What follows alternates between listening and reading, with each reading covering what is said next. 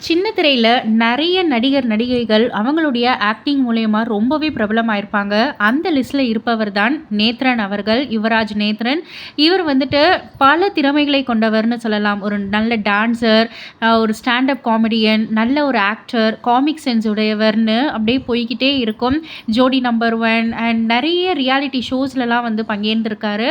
And ஒரு சில நிகழ்ச்சியில வந்து வின்னும் பண்ணியிருக்காரு.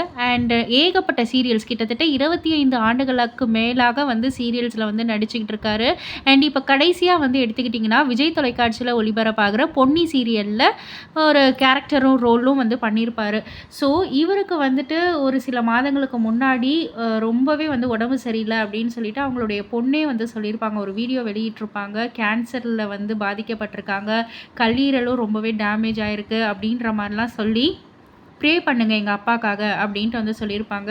பட் ஆனா, இப்போ உடல்நிலை ரொம்ப பாதிச்சதால நம்ம நேத்ரன் அவர்கள் மறைந்து விட்டார் அப்படின்ற ஒரு செய்தி தாங்க கிடைச்சிருக்கு. இந்த ஒரு செய்தி சீரியல் ரசிகர்கள் எல்லோருக்குமே ரொம்பவே ஷாக்கிங்கா இருக்கு.